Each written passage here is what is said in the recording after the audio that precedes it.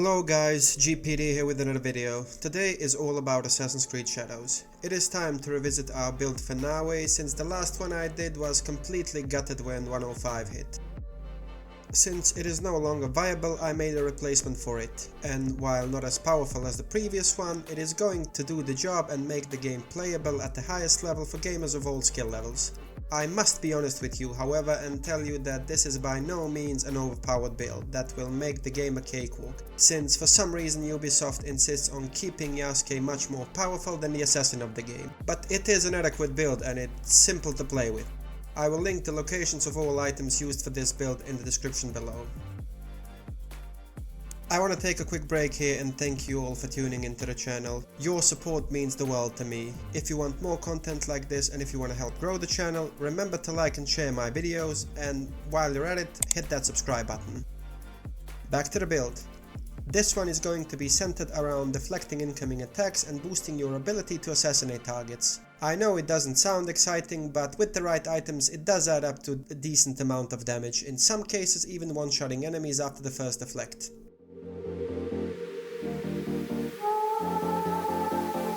For our main weapon of choice, we are going to use the Sliver of Smoke combined with the perk of Yami no Kage. I know the Sliver of Smoke is a premium item, but it has been enough times on the exchange store so that most of you will probably have it in your inventory, if nothing then for its cool looks. The Sliver comes with the perk of extending your perfect deflect window, which, while not amazing, is one of the best weapons we have for Naoe, at least for now. The Yami no Kage perk is going to make it so that we deal 100 damage on each deflect, which is going to come in handy, especially while deflecting those heavy attacks. These two enable for a nice set of movements that will enable Naoe to fight off multiple heavy hitting enemies if you ever find yourself in a sticky situation.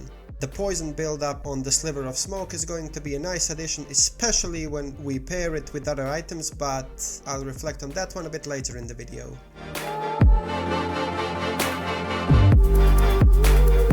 For the secondary weapon you can go with any turn 2 that you have, as its main purpose will be to enable double assassination. I wish I had something better for you, but unfortunately this is the state of the game currently.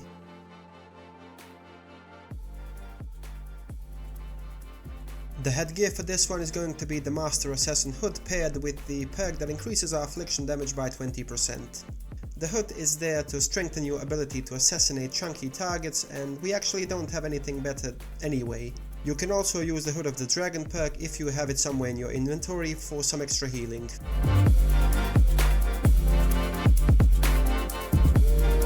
For chest armor, we're choosing the non-Master Stroke costume, since it comes with the perk of spreading affliction every time we kill an enemy. A secondary perk that goes well with it is the one from the Master Assassin armor, since it will remove an additional 2 health segments when assassinating a target.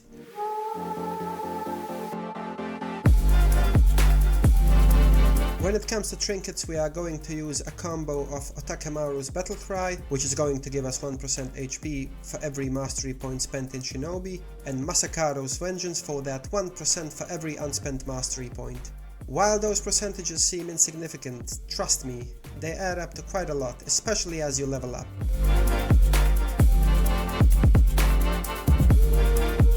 The skill distribution with this build is not much different from the last one. You want to max out the Assassin, Shinobi and Katana trees and put some points in your tool tree. Focus on obtaining all 4 tools and increasing your back slot a bit.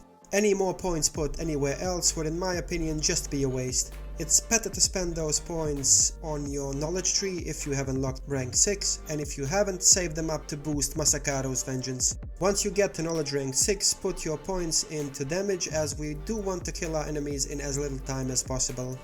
I know this build doesn't seem like much, but quite frankly, this is the best we have. Since Ubisoft insists on half-assing the protagonist of this AC installment, our choices are extremely limited.